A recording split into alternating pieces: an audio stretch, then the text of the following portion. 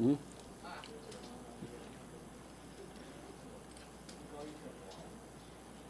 Welcome into Sports Tonight. Bailey Burmaster joined alongside Scott Pennyman, your Tuesday edition of Sports Tonight. It continues. The Falcons head coaching search. Lots of names throwing in the mix for second interviews. Scott, if you thought it was going to end this week, that is not going to be the case. They have requested to have second interviews with the Lions offensive coordinator, defensive coordinator, Ben Johnson and Aaron Glenn. And they can't have those interviews until they get through the games on Sunday. So this is going to bleed into next week. Does that surprise you or not? Not really surprised. I mean, when you look at, I guess you could look at it a couple of different ways, right? It's just the Falcons doing their research and make sure they do their homework on every available coach, but it also kind of maybe shows that things are kind of going sour with Bill Belichick on that front because from everything we heard last week, it was Belichick or bust. It was that was the number one choice of Arthur Blank. But just given the fact that they're looking in other areas right now, it sort of lends itself to believe that maybe things didn't go well, and now they have to go back to square one. So I want to ask you. There's been questions raised that the Falcons are one of the ones that are pushing the hardest for Bill Belichick. You don't really hear his name in many of the other coaching searches. Does that concern you? Do you think more teams should be looking at Bill, or do you think they shouldn't? Do you think the Falcons are in the wrong for pushing so hard for Bill? I mean, it doesn't surprise me at all. I mean, I sat here on the show last week and I said I didn't think Bill Belichick was a good fit for where the Falcons are at right now. And I think when you look at a lot of the teams who are currently looking for coaches, they're kind of in the same situation where the Falcons are at right now, where they have a younger team, a team who's maybe looking to grow in that direction, and they probably want a younger coach that they can grow with, not a guy like Bill Belichick who is a win-now coach. So I thought from the beginning that whatever team got Bill Belichick, there was probably a better chance it was going to be a current playoff team that got knocked out that felt like they were close, rather than a team who was right now in a position that the Falcons are in, where this is going to be like a couple years sort of thing, and you're looking for a coach who's going to be there with you that you can grow with, younger guys that they can communicate with. And I just don't know how many of those teams are a good fit for Bill Belichick and for where he's at in his career. Well, in addition, Brian Callahan, there are a lot of reports that he's headed to the Titans, so you can cross him off the list. With how the search has progressed, is there anyone that has stood out to you at this point or who you think would be a good fit for the Falcons, or maybe even surprised that they got a second interview? I don't know about surprise. I mean, Mike McDonald, when you look at him with the Ravens and everything like that, I guess he kind of stands out a little bit because he fits that mold. He's from the hardball tree, right? I mean, he's coached under the Hardballs, who are about as hot as ever right now when you consider Jim Harbaugh just won a national championship at Michigan. John Harbaugh has his Ravens in the AFC Championship game. Maybe they're headed to another Super Bowl. So that Harbaugh tree is going to be kind of what's hot right now because those are the guys who've been winning. And so when you think about Mike McDonald and what he is, he's a young coach, the sort of young coach that you can grow with for the next 10, 12 years if he has success. And I think that's more so what most of these teams are looking for who are looking for coaches, are guys who they can grow with, not a 71-year-old coach who might be looking to stick around because he's trying to break the all-time wins record. And also, he's the sort of coach where he may want to rehaul the entire organization, right? Because in New England, he was there for 20, 25 years. He had control over things there. He had control over how the organization was run. So there's probably a lot that he wants to shake up as well. So I think Mike McDonald might be a better fit for where the Falcons are at right now because he won't cause as much of a shakeup. All right, so here's my next question. Do they find a coach before the Super Bowl? Do they have someone secured before the Super Bowl? When's the Super Bowl? Like 2.5 weeks away, almost 3 weeks away? Yeah. I think they'll settle on somebody before the Super Bowl. Okay, we will see. All very interesting. It's very, I do want to go off one point you said about the Harbaughs because they are like the hot commodity right now. Yeah. I did find it kind of interesting that Jim Harbaugh was the second requested second interview behind Bill. Yeah. That was the next email. Because originally the reports were that, the Falcons were just doing their due diligence and they just wanted to talk to Harbaugh. They were both kind of like, we'll do this, but not expecting much. Well, if that's the case, there's usually never really a second interview. That's true. Look, I mean, like I say, when maybe things didn't work out with Belichick the way they expected, just kind of flipped everything upside down, and things change, and makes you want to double back over some guys. Maybe those first interviews weren't really that detailed because maybe they didn't think that they were going to go for them, but now you might have to pivot a little bit. All right, let's continue on. This has been a topic for about a month now. Yes. I don't think it's going anywhere anytime soon either. Okay, so trade rumors. DeJounte Murray, Lakers. The latest report was it was kind of buried in this ESPN article I read earlier, Scott. Yes. If you didn't read the full article, you probably missed it. But apparently the Hawks were talking to the Lakers about Austin Reeves in a trade for DeJounte Murray. But the Lakers didn't really want to give up the homegrown LA product of Austin Reeves. I don't get that. Yeah. Now, I think Austin Reeves is better than going for a guy like D'Angelo. I don't think that really solves anything for the Hawks. I mean, what do you make of all of this? I mean, is DeJounte even going to be here come February 8th when the deadline hits? Well, I think a lot of it depends on where the Hawks are at that point, right? Because they haven't really been going in the right direction. So normally teams headed in their direction who maybe have peaked out a little bit normally become sellers at the trade deadline. So DeJounte Murray is the kind of player. Well, let's be real. It probably won't be Trae Young, right? Because, okay, could they? Sure. But then you're shipping the face of your franchise, the star player, and then what? Then you have what? That's why it won't be him, right? Because, And you have to give DeJounte Murray his flowers. He has played lights out the last couple games in the absence of Trae Young. Yes. So, I think it's just, there's also conversations that it could be the Bucks are in trade talks with the Hawks too. I don't know how much I really believe that. Yeah, look, a lot of things come into play during the trade deadline, right? And I think you just hit the nail on the head right there where you said Trae Young, he's the face of the franchise, right? I think that's the reason why he won't be dealt because, the Hawks are a team, they want to be – keeping a guy like Trae is important to your fan base, right? Let's be real. DeJounte Murray just got here. So I think he's more of a logical guy that you want to deal. He's a more tradable guy because of what he brings to the table. Trae Young is more of a franchise player.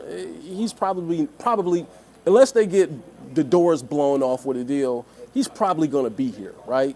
So I think DeJounte becomes the more logical one since it's pretty obvious to anyone who watches these basketball games that it's a bad fit together.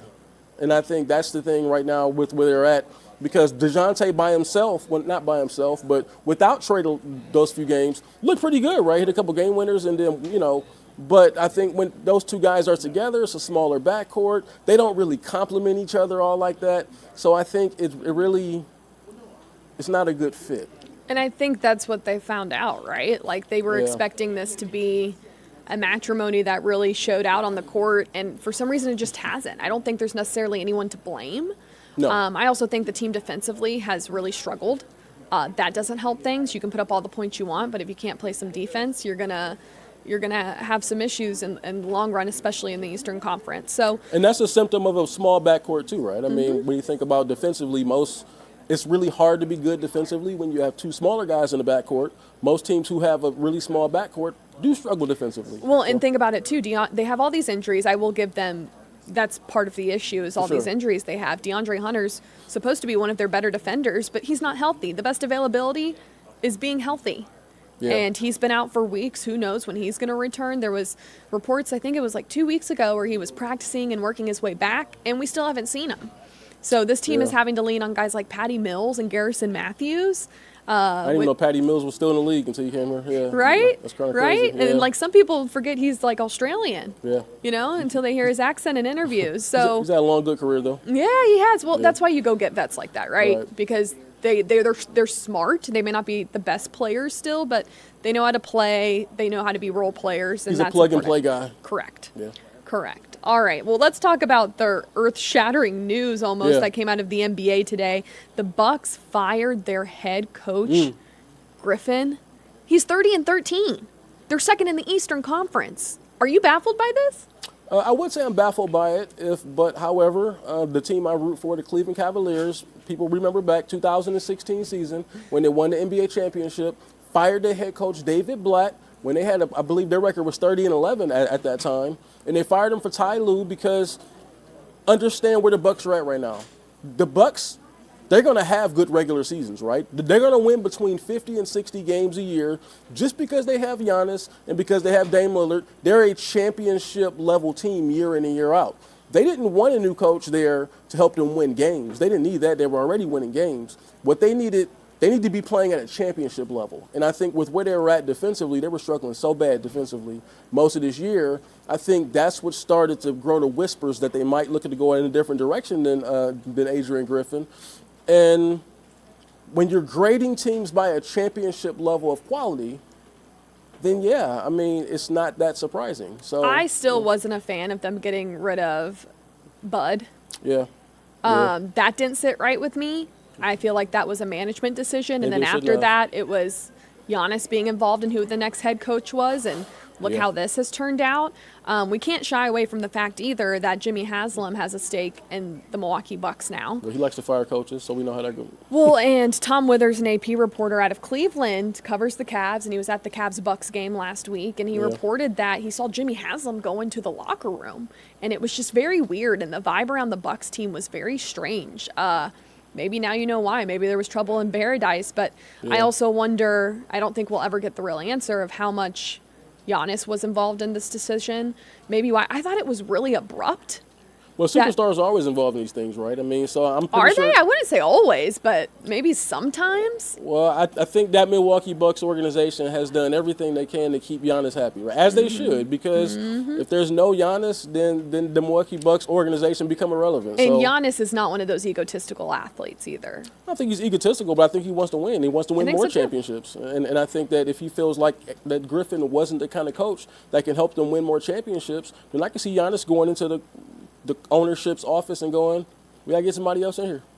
We'll see how it all pans out. I don't know what they do now. There's a lot of reports that they could go after Doc Rivers, which just at this point makes me feel like everyone just trades head coaching jobs in the NBA.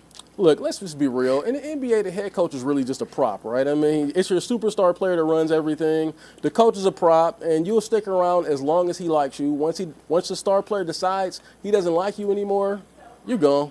Scott, answer this quickly for me. Do you think we're in not a cancel culture in a sense of like we're going to cancel them, but almost a culture of, hey, if you're not producing right away, we're going to fire you? Absolutely. That's where we're at right now. There's no more patience. There's no more patience for the process. It's, can you deliver immediate results? And if you can't, we'll find someone who can. Correct. I think that's an issue too. Atlanta United, in the thick of their preseason, they just signed Bartosz Slić, a midfielder who's going to help them offensively and defensively. They held practice out in Marietta. Let's go out to hear what everyone had to talk about for Atlanta United as they gear up for the 2024 season. It's the first name is Bartosz, the last name is Slić. Slish, okay. Yes, I think it's not easy to It's say. not too hard. It's not too hard. Okay. Well, welcome to Atlanta. How's it been so far since you've been here? Oh, it's really really nice. Really, I'm happy. I'm happy that I'm here, and the welcome was very very warm, and yeah, I think this first days was very great for me. Everyone here is kindly, so yeah, I'm happy. It's the beginning for me. So yeah, in a few weeks we'll be for sure better. Do you know when you'll be able to train with the rest of the team fully? I don't know yet, Okay. but I hope so. Will be soon. I know it's not easy here. It's a little bit different rules, and yeah, I have to understand it. So I hope until camp I will train with the whole team. What qualities do you bring? How will you help this team win the MLS Cup? I think I can help this team because I can help between the defense and offense. I'm like number 6. I can be like a link player. So yeah, I hope I will help the team because last season we were only on the 6th position. So I think it's not enough for this club, for this team. So yeah, in this season for sure we'll go for the champion. Can you kind of walk us through when the club approached you about possibly coming to Major League Soccer, how much you knew about the club, the league, etc.? Yeah, for sure. I'm not like specialist of this league of MLS because in Poland we have the different time, of course. So the games are in the night. So for sure it's hard to watch every game. Right. But of course I watch a little bit because we have a few players from Poland in MLS. So yeah, I saw a few games, also the games from Atlanta, because I wanted to know what kind of the style is of this team, what kind of players you have. So yeah, I watch a little bit.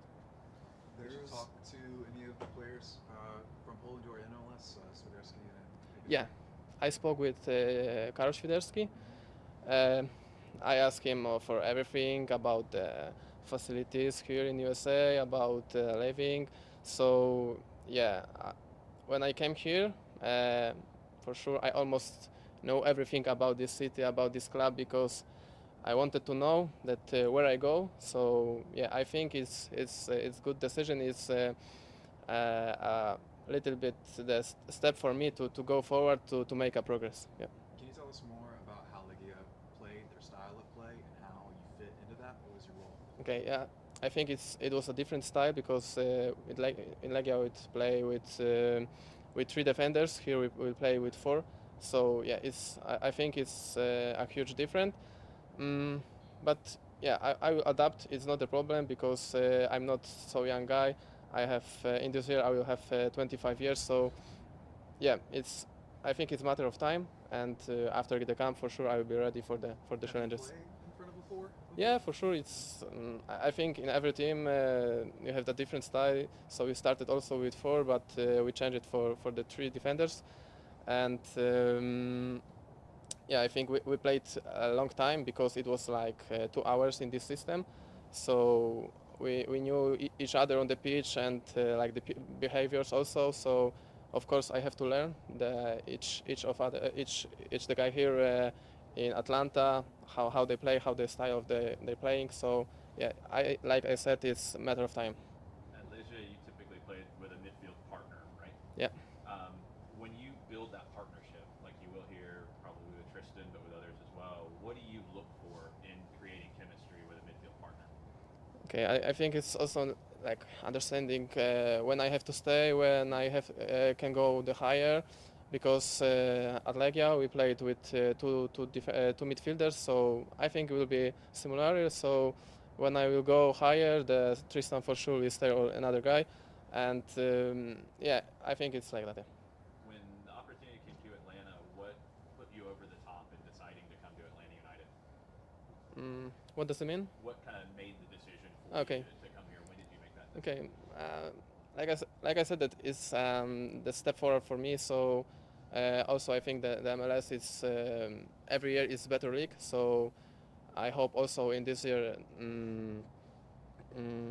the league also will be better for sure. And like I saw that yeah, every year the league is better. So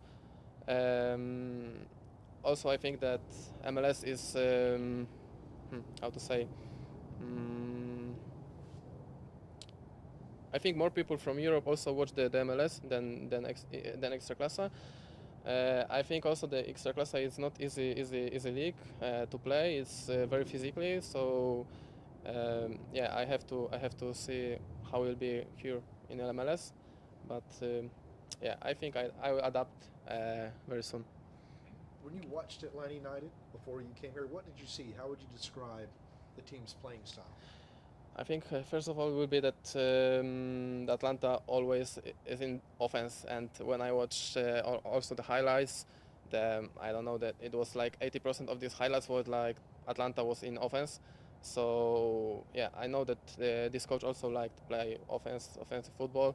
Totally different because now I think it's maybe I've been here for 6 months maybe, so of course I meet every players. I know what the coach want about me.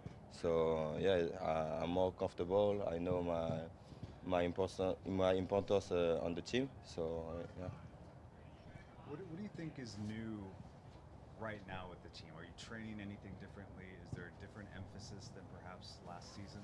No, it's just. But now it's the preseason, so you know we have to adapt. We have to, and we have a lot of kids with us. So it's good to see them. Yeah, it's good for us to train with us and to compare the quality with us, and it's good for us. It's good for everyone, and we have to train hard. We have training camp on February. We go to Tampa and Miami. So on this time we will see the little details for the season. But for now it's just the beginning. We have to train to find the rhythm. So yeah. Did you think this off season was long? I read recently that Messi thought it was really long. He had never had such a long off season. Did you? Yeah, honestly, for me, that was long. Yeah, on maybe last 2 weeks, I want to train. I want to play, to meet my teammates, to train with them. But it's different. You have to find the good rhythm for that. So when you have to stay relaxed, recovery, and you have to train. But it's good. It's good. Yeah. What did you do in that time off when you wanted to train? Like, how would you stay busy? I still with my family. I train with my physical coach, and with I saw my physio too in France. So we have to adapt to find when we have to work, when you have to recovery, and of course we talk with all the training staff, with the Jack and Ricky, the physical coach, and yeah, they help us a lot. Yeah. Okay, thank you. How excited are you just at this time of year to get back out there, get going? Some friendlies coming up. Just how excited are you? Yeah, because since the last game against Columbus, it's long time now. So we are excited. We want to play. We want to take pleasure. We want to find the automatic with the teammates. So yeah, we are excited. We play against Birmingham on Saturday. So yeah, we are excited, and we hope we will win, because the most important is it's no in the friendly game, but we are competitive, and we want to win every game during the training session, on friendly game, on during the season. So yeah. Are you at the point where you're already talking about team goals, like finishing in the top four, things like that? What is? Are y'all just kind of working on training right now? We have to talk again about the every goals for the season, but we know it's the important to finish on the top four, because if you are the supporter shield, and you play the second game at home, the third game at home, it's important. We know and we know we can beat every team in the Benz. So it's important for us to play in the Mercedes Benz. So yeah. Did anything surprise you about your first season in MLS? Not really surprised, but the quality, the individual quality of the players, or on the league. So in League Two is more physical, but in France is more physical. But to hear the quality of the player, I think is little bit better. So not surprised, but it's just a step up for my career, and I'm very excited and happy to be here. Excited to start my second season. So yeah, that's it. Yeah. Have you talked to Bartosz yet? Yeah, I meet him. I talked a little bit with him, and we are excited to have him in the team, and we hope everything will be good for him when he will start training with us, when we start to play with us. So I think he will have a brilliant season with us. Yeah. Tristan, do you, speaking of objectives, Yeah. Yorgos was really close to the Golden Boot, and he's going to be a Golden Boot candidate. Is that going to be an objective for the whole team to get him to that point to win that trophy? For Gigi, Yeah. the most important is the collective. But if one player can win the Golden Boot or Best Player of the Year or Defender of the Year or whatever, so we will do the best for him. So we fight for the team, and for of course when the team is very well.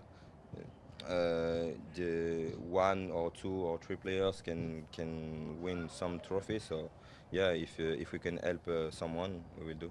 So we'll do it. Did you face Stian in France? Can you describe him? I play, I think, one or two time against him. It's a very good defender, very speed, fast, and is physical. I think he's very good with the head, and with the ball. He can find some midfielder. He can find the player in the pocket. So yeah, he's a very good defender, and I hope everything will be very good for him. Yeah. Is he a vocal guy? Does he talk a lot on the field to teammates? Honestly, for now, we don't train a lot together.